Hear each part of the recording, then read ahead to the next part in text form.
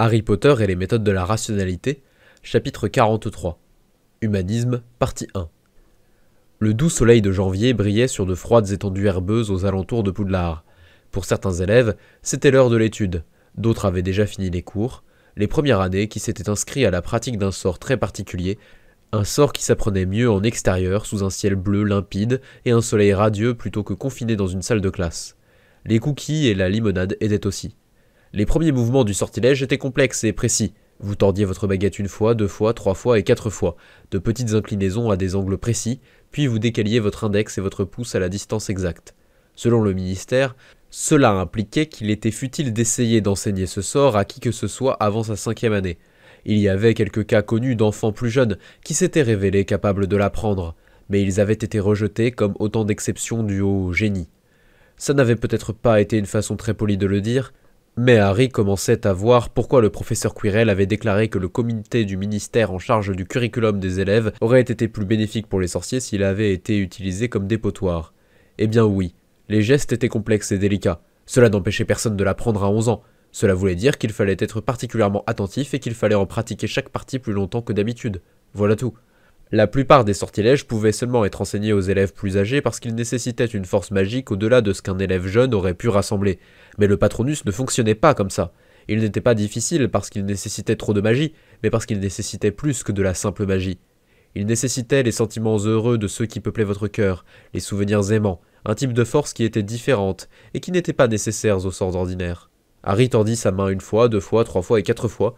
Il décala ses doigts de la distance exacte. Bonne chance à l'école, Harry. Penses-tu que j'ai acheté assez de livres? On ne peut jamais acheter assez de livres, mais tu as certainement essayé. C'était un très, très bon essai. La première fois que Harry s'en était souvenu et qu'il avait essayé de l'utiliser pour le sort, cela lui avait fait monter les larmes aux yeux. Harry leva sa baguette et lui fit décrire un arc de cercle, puis il la brandit d'un geste qui n'avait pas à être précis, seulement hardi et plein de défiance. « Expecto Patronum !» s'écria-t-il. Rien ne se produisit. Pas une seule étincelle de lumière. Lorsqu'il releva les yeux, Rémus Lupin examinait encore la baguette, un air assez inquiet sur son visage légèrement balafré. Il finit par secouer la tête. « Je suis navré, Harry, » dit doucement l'homme. « Ton mouvement était parfait. » Et il n'y avait pas une seule étincelle de lumière ou que ce soit, parce que tous les autres premières années censés pratiquer leur Patronus avaient préféré regarder Harry du coin de l'œil. Les larmes menaçaient de revenir dans les yeux de Harry. Et ce n'étaient pas des larmes de joie. Entre toutes choses, Harry ne se serait jamais attendu à cela. Qu'est-ce que Anthony Goldstein avait que Harry n'avait pas, et qui faisait briller sa baguette de cette vive lumière? Est-ce qu'il aimait plus son père? Quelle pensée as-tu utilisée pour le lancer? Dit Rémus. Mon père, dit Harry d'une voix tremblante. Je lui ai demandé de m'acheter quelques livres avant que je n'aille à Poudlard, et il l'a fait, et il coûtait cher, et puis il m'a demandé s'il y en avait assez. Il n'essaya pas d'expliquer la devise de la famille Verse. Repose-toi avant d'essayer une autre pensée, Harry, dit Rémus. Il fit un geste en direction d'un autre élève qui était assis au sol, et le visage de ce dernier avait une expression qui aurait pu signifier la déception, la gêne ou le regret. Tu n'arriveras pas à lancer un Patronus si tu te sens honteux à l'idée de ne pas témoigner assez de gratitude. Il y avait une douce compassion dans la voix de M. Lupin, et l'espace d'un instant, Harry eut envie de frapper sur quelque chose. Au lieu de cela, il se détourna et darda jusqu'à l'endroit où les autres perdants étaient assis. Ces autres élèves dont les mouvements avaient été déclarés parfaits et qui étaient maintenant censés chercher des pensées plus heureuses. À en voir leur tête, ils n'avançaient pas beaucoup. De nombreuses robes étaient bordées de bleu sombre, ainsi que quelques rouges, et une fille poufsouffle esselée pleurait encore. Les Serpentards ne s'étaient même pas fatigués à venir, mis à part Daphné Greengrass et Tracy Davis, qui s'essayaient encore au mouvement. Harry se laissa chuter sur l'herbe froide et morte de l'hiver, à côté de l'élève dont l'échec l'avait le plus surpris. « Alors tu n'as pas pu le faire non plus » dit Hermione.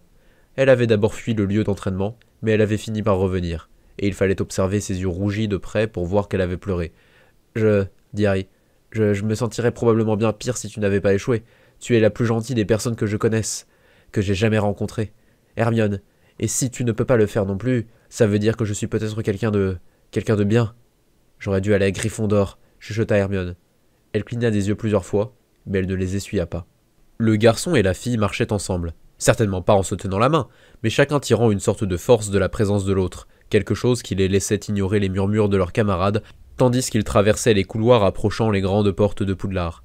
Harry n'était pas parvenu à lancer le Patronus, et ce, quelle que soit la pensée heureuse qu'il ait essayé. Cela n'avait surpris personne, ce qui était encore pire. Hermione n'y était pas parvenue non plus. Cela avait beaucoup surpris. Et Harry l'avait vu commencer à recevoir le même genre de regards en biais que ceux qui lui étaient adressés.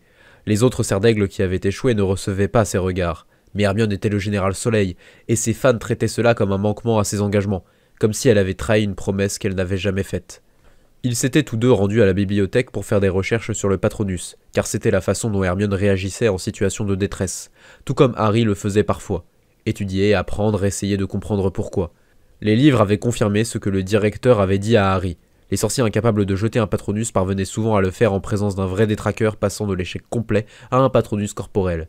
Cela défiait toute logique. L'aura de peur du détraqueur aurait dû rendre l'apparition d'une pensée heureuse plus difficile. Mais c'était ainsi. Alors ils allaient tous les deux essayer une dernière fois. Il était impensable qu'ils en fassent autrement. C'était le jour où le détraqueur venait à Poudlard. Plus tôt, Harry avait démétamorphosé le rocher de son père et l'avait enlevé de son emplacement habituel, à savoir l'anneau qu'il portait à son petit doigt, où le rocher avait été serti sous la forme d'un minuscule diamant, et il avait remis l'énorme rocher gris dans sa bourse, juste au cas où sa magie lui ferait entièrement défaut lorsqu'il serait confronté à la plus sombre de toutes les créatures. Harry commençait déjà à se sentir pessimiste, et il ne faisait même pas encore face au détraqueur.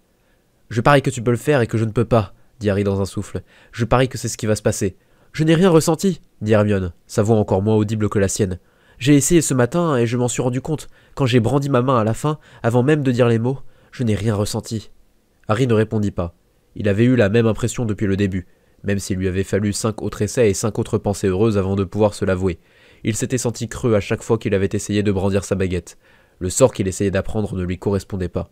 « Ça ne veut pas dire qu'on va être des mages noirs, » dit Harry. « Il y a plein de gens qui ne peuvent pas lancer de Patronus et qui ne sont pas des mages noirs. Godric Gryffondor n'était pas un mage noir. » Godric avait vaincu des seigneurs des ténèbres. Il s'était battu pour protéger le peuple des aristocrates et les moldus des sorciers. Il avait eu de nombreux amis et n'en avait pas perdu plus de la moitié pour une cause ou pour une autre. Il avait prêté l'oreille aux cris des blessés dans les armées qu'il avait levés pour défendre l'innocent. De jeunes sorciers courageux s'étaient ralliés à ses appels, et il les avait ensuite enterrés. Jusqu'à ce qu'enfin, arrivé à un âge avancé, alors que sa magie venait de commencer à le quitter, il ne rassemble les 3 autres sorciers les plus puissants de son temps pour faire émerger Poudlard du sol. Le seul grand accomplissement de Godric qui n'est pas trait à la guerre, à aucune guerre, aussi juste soit-elle. C'était Salazar et non Godric qui avait enseigné le premier cours de magie de bataille à Poudlard. Godric avait enseigné le premier cours de botanique de Poudlard, la magie de la vie verte. Il était demeuré incapable de lancer un Patronus jusqu'à la fin de ses jours. Godric Gryffondor avait été un homme bon, pas un homme heureux.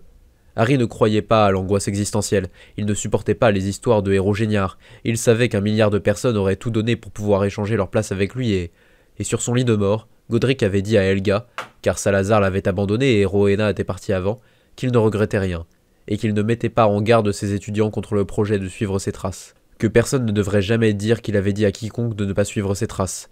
Si ça avait été la bonne voie pour lui, alors il ne dirait jamais à personne que c'était un mauvais choix, pas même aux plus jeunes des élèves de Poudlard. Et pourtant, pour ceux qui suivraient ses traces, il espérait qu'ils se rappelleraient qu'il avait dit à sa maison qu'ils avaient le droit d'être plus heureux qu'ils ne l'avaient été. Qu'à partir de ce jour, le rouge et or seraient des couleurs chaudes. Et entre ses larmes, Helga lui avait promis qu'elle s'en assurerait une fois devenue directrice. Ce sur quoi Godric était mort sans laisser de fantôme derrière lui, et Harry avait vivement remis le livre dans les mains de Hermione, et s'était un peu éloigné pour qu'elle ne le voie pas pleurer. Vous n'auriez pas cru qu'un livre avec un titre innocent comme Le Patronus, ceux qui en étaient capables et les autres, serait le livre le plus triste que Harry avait jamais lu. Harry n'en avait aucune envie. Finir dans ce livre, pas la moindre envie. Le reste de l'école semblait croire que pas de Patronus voulait dire méchant. Point à la ligne. Étrangement, le fait que Godric Gryffondor n'avait pas non plus été capable de lancer un Patronus semblait n'être jamais répété. Peut-être que les gens n'en parlaient pas pour respecter son dernier vœu. Fred et George n'étaient certainement pas au courant, et Harry n'allait certainement pas le leur dire.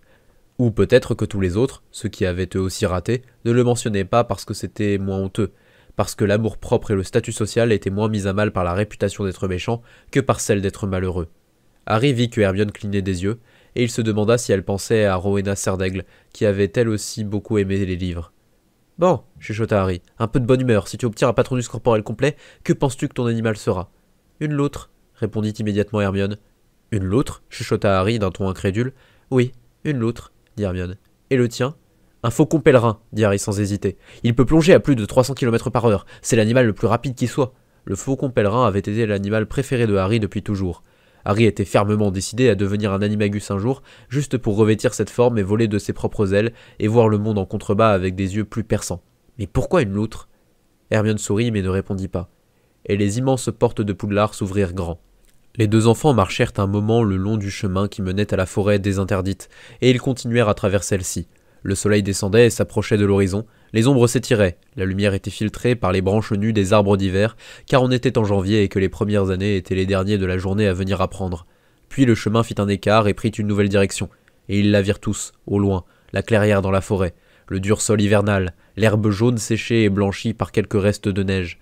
Les silhouettes humaines étaient encore petites à cette distance. 2 points de lumière blanche tamisée venaient des patronus des aurores, et le point plus vif de lumière argentée venait de celui du directeur, à côté de quelque chose. Harry plissa les yeux. Quelque chose.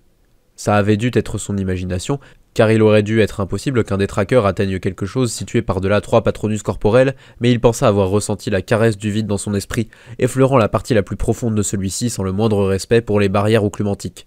Lorsqu'il rejoint les autres élèves qui grouillaient sur l'herbe flétrie et tachetée de neige, Seamus Finnegan avait un teint cendré et tremblait. Son patronus avait réussi, mais il restait toujours cet intervalle entre le moment où le directeur dissipait son patronus et celui où l'on était censé lancer le sien. Cet intervalle pendant lequel vous faisiez face aux détraqueurs, sans la moindre protection.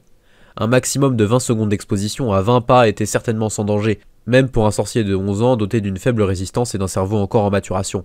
La variance de la force avec laquelle un détraqueur atteignait les gens était très grande, et c'était un autre de ces phénomènes encore mal compris. Mais 20 secondes étaient certainement sans danger.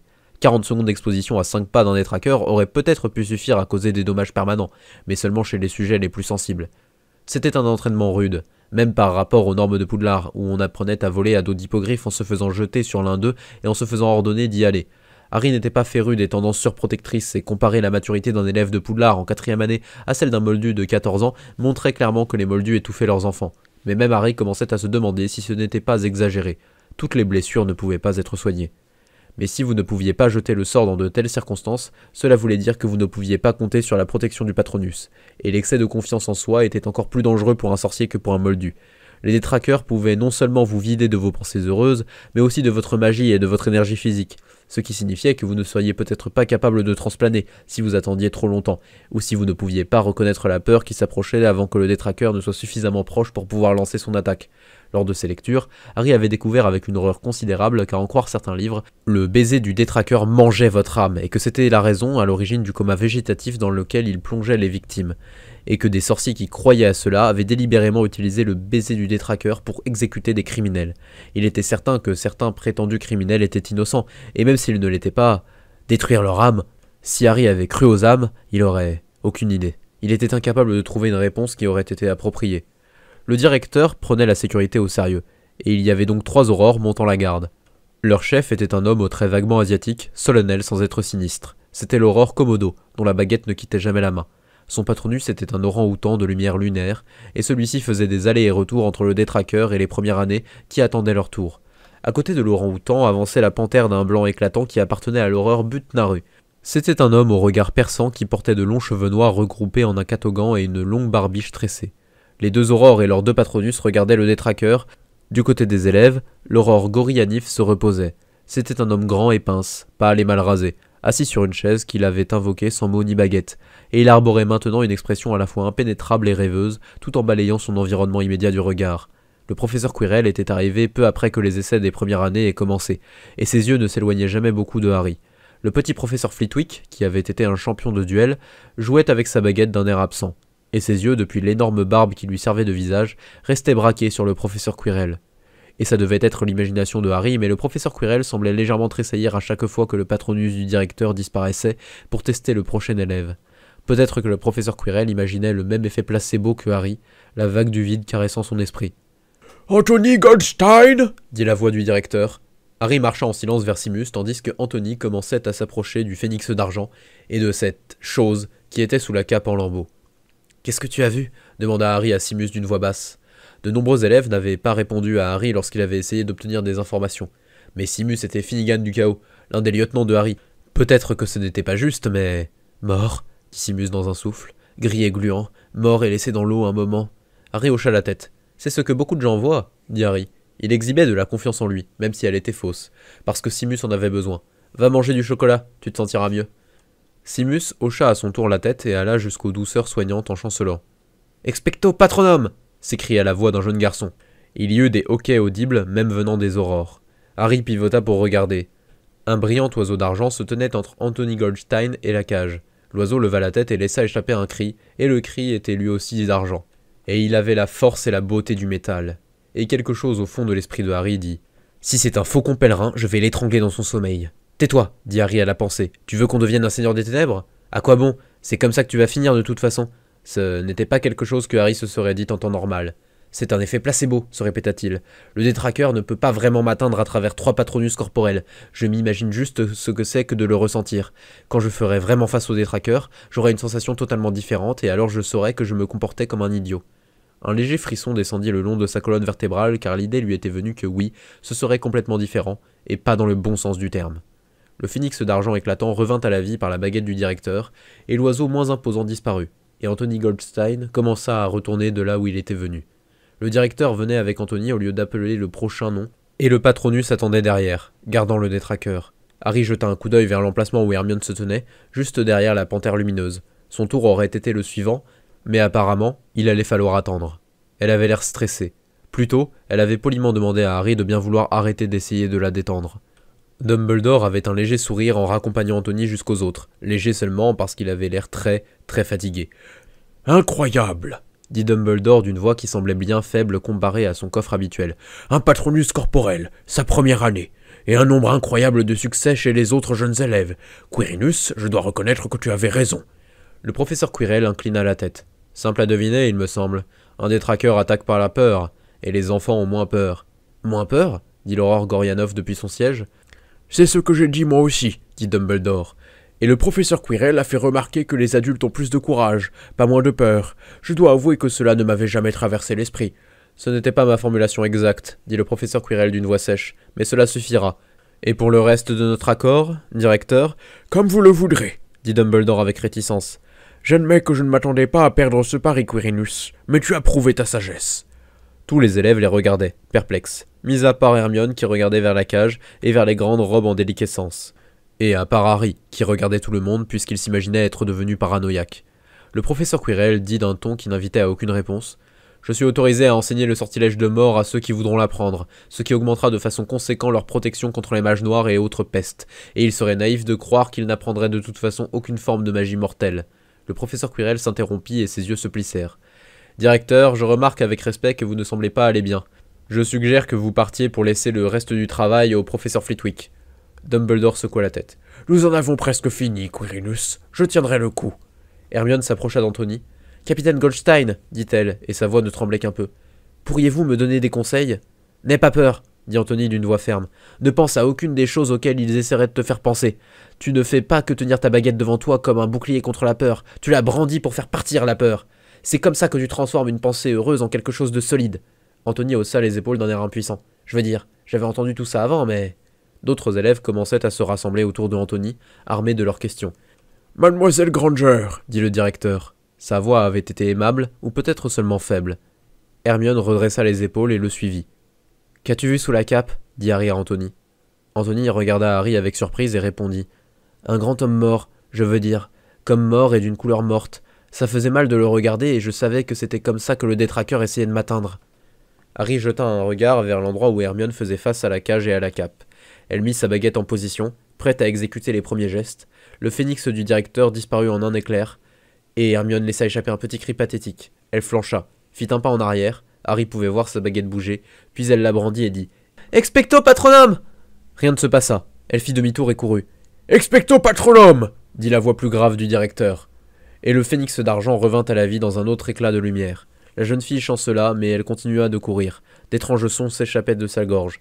« Hermione !» hurla Suzanne, tout comme Anna, Daphné et Ernie, et ils commencèrent tous à courir vers elle, tandis que Harry, qui avait toujours un temps d'avance, pivotait sur ses talons et courait vers la table sur laquelle se trouvait le chocolat. Même après qu'il lui ait fourré du chocolat dans la bouche, qu'elle ait mâché et avalé, elle continua de respirer à grandes goulées et de pleurer. Et ses yeux ne semblaient plus mettre au point.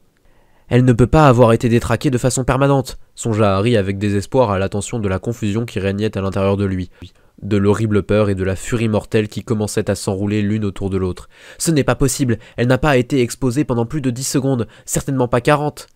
Mais elle avait pu être temporairement détraquée car, Harry s'en rendit compte à l'instant, il n'y avait aucune règle qui interdisait que l'on soit temporairement blessé par un détraqueur en seulement 10 secondes, si l'on était assez sensible. Ses yeux semblèrent alors mettre au point, et darder autour d'elle. Puis ils s'arrêtèrent sur Harry. « Harry !» hoqueta-t-elle, et les autres élèves étaient silencieux. « Harry, non, non !» Harry eut soudain peur de demander à quoi elle faisait référence. Était-il dans ses pires souvenirs ou dans un cauchemar qu'elle revivait éveillée? « Ne t'en approche pas !» dit Hermione. Sa main se tendit. Elle l'attrapa par le revers de ses robes. « Tu ne dois pas t'en approcher, Harry. Il m'a parlé, il te connaît, il sait que tu es ici. »« Qu'est-ce que... » dit Harry. Puis il jura intérieurement d'avoir posé cette question. « Le détraqueur !» dit Hermione. Sa voix devint un cri perçant. « Le professeur Quirrell veut que le détraqueur te mange !» Le professeur Quirrell s'avança de quelques pas avec un empressement soudain, mais il ne vint ensuite pas plus près. Harry était là après tout. « Mademoiselle Granger, dit-il, la voix grave, je pense que vous devriez prendre plus de chocolat. »« Professeur Flitwick, ne laissez pas Harry essayer, renvoyez-le !»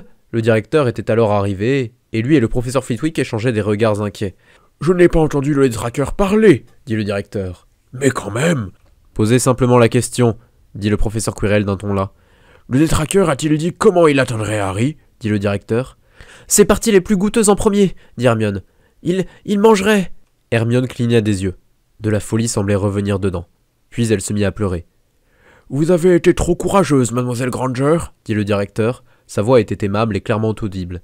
Bien plus brave que ce à quoi je m'attendais. Vous auriez dû vous détourner et courir, ne pas endurer cela et ne pas essayer d'achever votre sortilège.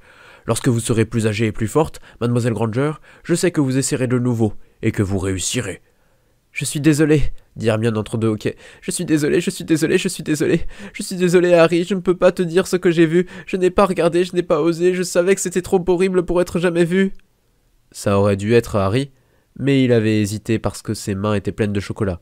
Et Ernie et Suzanne furent là, aidant Hermione à se relever de là où elle s'était écroulée, l'amenant vers de la nourriture disposée sur la table. 5 barres de chocolat plus tard, Hermione semblait de nouveau aller mieux, et elle alla voir le professeur Quirrell et lui présenta ses excuses. Mais elle regardait toujours Harry à chaque fois qu'il regardait dans sa direction. Il avait fait un pas vers elle, une fois seulement, et s'était arrêté quand elle avait fait un pas en arrière. Ses yeux lui avaient silencieusement demandé pardon, et lui avaient demandé de bien vouloir la laisser en paix. Neville Londubat avait vu quelque chose de mort, à moitié dissous, qui courait en suintant et dont le visage ressemblait à une éponge écrasée. C'était la pire chose que quiconque ait dit avoir vu jusqu'à présent. Neville avait pu créer une petite étincelle de lumière, mais il avait fait preuve d'une grande présence d'esprit et d'intelligence en se détournant et en fuyant au lieu d'essayer de lancer son Patronus. Le directeur n'avait rien dit aux autres élèves. Il n'avait dit à personne d'être moins courageux. Mais le professeur Quirrell avait calmement remarqué que c'était quand on commettait une erreur après avoir été prévenu que l'ignorance devenait stupidité. « Professeur Quirrell » dit Harry d'une voix basse, s'étant autant approché du professeur Quirrell qu'il l'osait. « Que voyez-vous quand vous... » « Ne me posez pas cette question. » La voix était très neutre. Harry hocha respectueusement la tête. « Si je puis me permettre, quelle était votre tournure de phrase initiale lorsque vous avez parlé au directeur ?» Sèchement. « Nos pires souvenirs ne peuvent qu'empirer avec l'âge. »« Ah !» dit Harry. « Logique. » Quelque chose d'étrange brilla dans les yeux du professeur Quirrell, puis, regardant Harry, « Espérons, dit le professeur Quirrell, que vous réussirez cet essai, monsieur Potter, car si vous le faites, le directeur vous enseignera peut-être sa technique consistante à utiliser un Patronus pour envoyer des messages impossibles à falsifier et à intercepter, et son importance en situation militaire ne saurait être trop soulignée. Ce serait un formidable avantage pour la Légion du Chaos, et un jour, je le soupçonne, pour tout ce pays. Mais si vous ne réussissez pas, monsieur Potter, eh bien, je comprendrai. » Morag McDougal avait dit « ouille » d'une voix vacillante, et le directeur avait immédiatement relancé son Patronus. Parvati Patil avait créé un Patronus corporel en forme de tigre, plus grand que le phénix de Dumbledore, mais pas tout à fait aussi éclatant. Il y avait eu une grande salve d'applaudissements venus du public, mais pas autant de surprise que lorsque Anthony y était parvenu. Puis ce fut le tour de Harry. Le directeur appela son nom et Harry prit peur. Il savait qu'il allait échouer, et il savait que cela allait faire mal. Mais il fallait quand même qu'il essaie. Parce que parfois, en présence d'un détraqueur, un sorcier créait un Patronus corporel complet, là où il n'avait jamais su produire une seule étincelle de lumière, et personne ne comprenait pourquoi. Et parce que si Harry ne pouvait pas se défendre contre les détraqueurs, il lui faudrait apprendre à détecter leur approche, à reconnaître la sensation qu'ils provoqueraient dans son esprit et à courir avant qu'il ne soit trop tard. Quel est mon pire souvenir ? Harry s'était attendu à ce que le directeur le regarde avec inquiétude ou avec espoir, ou qu'il lui donne un conseil profondément sage. Mais au lieu de cela, Albus Dumbledore se contentait de le regarder d'un air calme et tranquille. « Il pense que je vais échouer, mais il ne va pas me saper mes forces en me le disant, » pensa Harry. S'il avait quelque chose de vraiment encourageant à me dire, il me l'aurait dit. La cage approcha. Elle était déjà ternie mais pas rouillée jusqu'à la moelle. Pas encore. La cape approcha. Elle était défaite et percée de trous jamais rapiécés. Selon l'aurore Gorianoff, elle avait été neuve ce matin. « Professeur, dit Harry, que voyez-vous » La voix du directeur était calme, elle aussi. « Les détraqueurs sont faits de peur, et à mesure que ta peur du détraqueur diminue, l'horreur de sa forme fait de même. Je vois un homme grand, mince et nu. Il ne pourrit pas. C'est juste qu'il est légèrement douloureux de le regarder. C'est tout. Que vois-tu, Harry ?» Harry ne pouvait pas voir sous la cape. Pas vraiment. C'était que son esprit refusait de voir ce qui se trouvait sous la cape. Non, son esprit essayait de voir autre chose sous la cape. Harry pouvait sentir ses yeux essayer de forcer une erreur, mais il s'était entraîné au mieux qu'il pouvait à remarquer ce petit sentiment de confusion, à automatiquement s'empêcher d'inventer des explications, et à chaque fois que son esprit essayait de commencer à inventer un mensonge au sujet de ce qui se trouvait sous la cape, ce réflexe était assez rapide pour le bloquer. Harry regarda sous la cape et vit une question posée. Il refusait de laisser son esprit voir quelque chose de faux, et il ne voyait donc rien, comme si la partie de son cortex visuel qui recevait ce signal avait juste cessé d'exister. Il y avait un angle mort sous la cape. Harry ne pouvait pas savoir ce qui s'y trouvait. Sauf que c'était bien pire que n'importe quelle momie pourrissante. L'horreur impossible à voir était toute proche maintenant, mais l'éclatant oiseau lunaire et le blanc phénix se tenaient encore entre eux. Harry voulait s'enfuir comme les autres élèves l'avaient fait. La moitié de ceux qui n'avaient pas réussi leur patronus ne s'étaient tout simplement pas présentés aujourd'hui. De ceux qui restaient, la moitié avait fui avant que le directeur n'ait dissipé son patronus, et personne n'avait rien dit.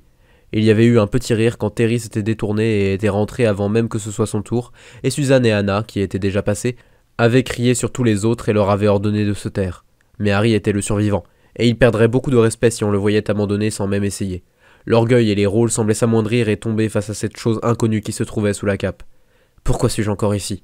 Ce ne fut pas la honte à l'idée que les autres le croient lâche qui maintint ses pieds où ils étaient. Ce ne fut pas le désir de réparer sa réputation qui lui fit lever sa baguette.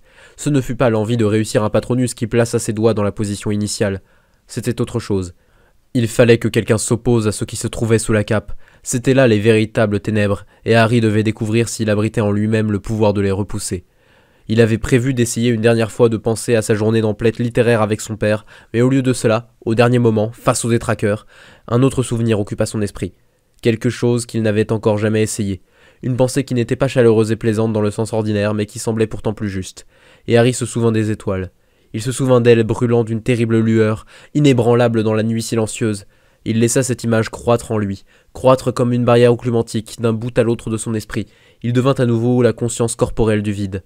Le clair phénix d'argent disparut, et le détraqueur s'écrasa dans son esprit, tel le poing de Dieu lui-même.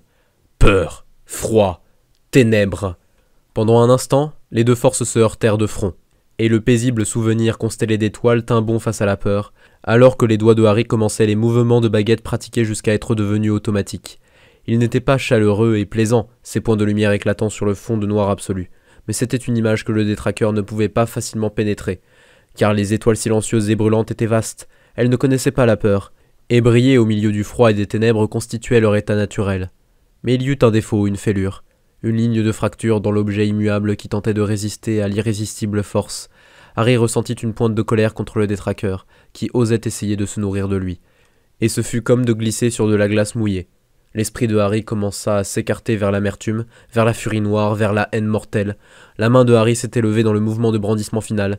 Ça n'allait pas. « Expecto patronum !» dit sa voix, les mots creux et vides de sens.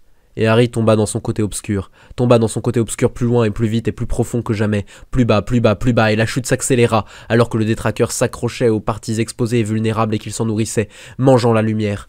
Un réflexe faiblissant fouilla à la recherche de chaleur, mais même lorsqu'une image de Hermione lui venait, ou une image de maman et papa, le détraqueur la tordait.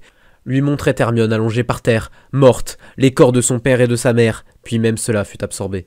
Du vide émergea le souvenir, le pire de tous, quelque chose d'oublié il y a si longtemps que la structure neuronale n'aurait plus dû exister. « Lily, prends Harry et pars, c'est lui !» cria la voix d'un homme. « Cours, allez, je le retiendrai !» Et Harry ne pouvait pas s'empêcher de penser, depuis les profondeurs vides de son côté obscur, à quel point l'excès de confiance en lui de James avait été ridicule. Retenir Lord Voldemort ? Avec quoi ? Puis l'autre voix parla, haut perché, comme le sifflement d'une théière, et ce fut comme de la glace séchée qu'on aurait répandue sur chaque nerf de Harry, comme un tison de métal refroidi jusqu'à avoir atteint la température de l'hélium liquide qu'on aurait fait passer à la surface de tout son corps. Et la voix dit « Avada Kedavra !» La baguette s'envola des doigts flasques du garçon tandis que son corps commençait à convulser et à tomber, les yeux du directeur maintenant alarmés, s'écarquillant tandis qu'il commençait à lancer son propre patronus. « Pas Harry, s'il vous plaît, pas Harry !» hurla la voix de la femme. Le peu qui restait de Harry écoutait cela alors que toute la lumière avait été extirpée de lui. dans le vide mort de son corps, et il se demanda si elle pensait que Lord Voldemort s'arrêterait parce qu'elle avait demandé poliment. « Écarte-toi, femme !» dit la voix stridente d'un froid brûlant. « Ce n'est pas pour toi que je suis venu, mais pour le garçon. »« Pas Harry, s'il vous plaît, ayez pitié, ayez pitié !» Harry songea que Lily Potter ne semblait pas comprendre quel genre de personne devenait Seigneur des Ténèbres en premier lieu, et si c'était là la meilleure stratégie qu'elle pouvait concevoir pour sauver la vie de son fils, alors c'était aussi son échec final en tant que mère. « Je te donne la rare chance de t'échapper, » dit la voix stridente, « mais je ne ferai pas l'effort de te maîtriser, et ta mort ici ne sauvera pas ton enfant.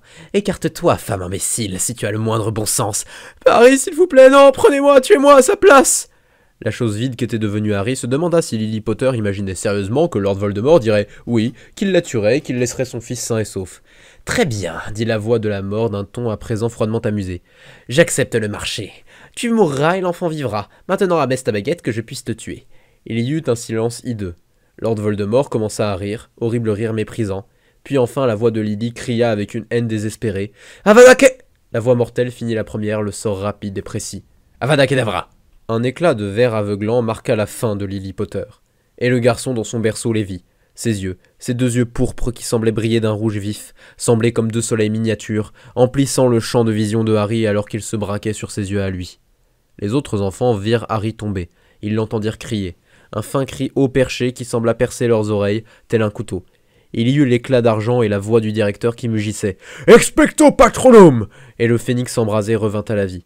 Mais l'horrible cri de Harry continua encore et encore, alors que le directeur prenait le garçon dans ses bras et qu'il le portait loin du détraqueur, alors que Neville Londubat et le professeur Flitwick couraient tous deux vers le chocolat au même moment et... Hermione l'avait su.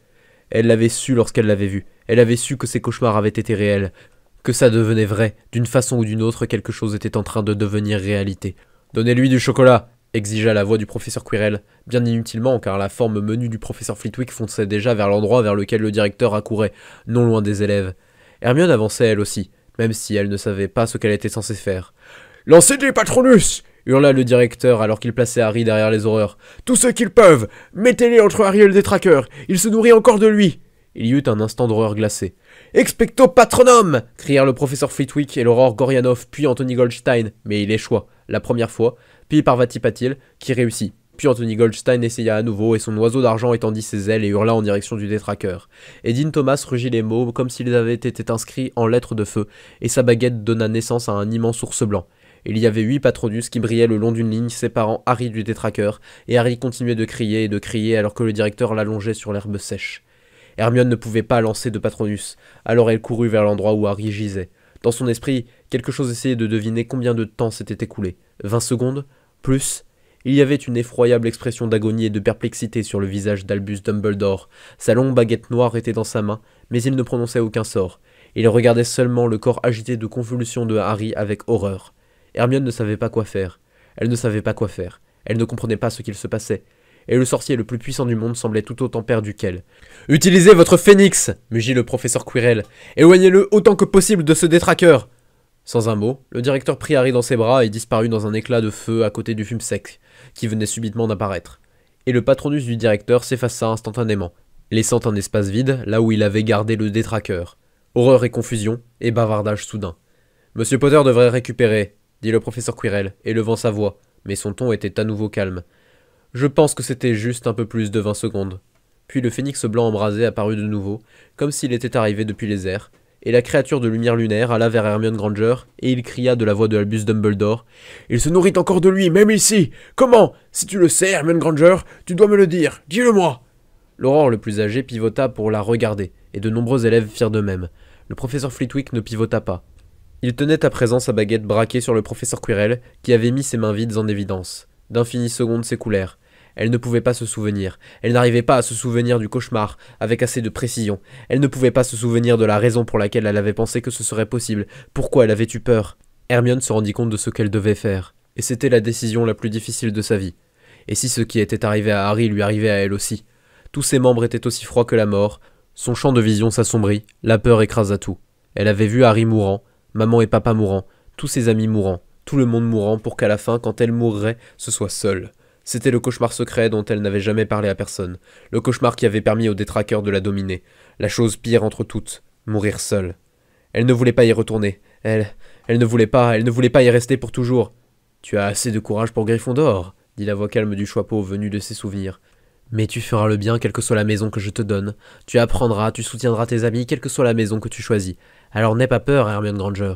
Choisis juste l'endroit qui te correspond. Il n'y avait pas assez de temps pour choisir. Harry était mourant. Je ne peux pas m'en souvenir pour l'instant, dit Hermione d'une voix qui se brisait. Mais attendez juste, je vais retourner voir le détraqueur. Elle commença à courir vers le détraqueur. Mademoiselle Granger couina le professeur Flitwick, mais il ne fit rien pour l'arrêter. Il garda juste sa baguette pointée vers le professeur Quirrell.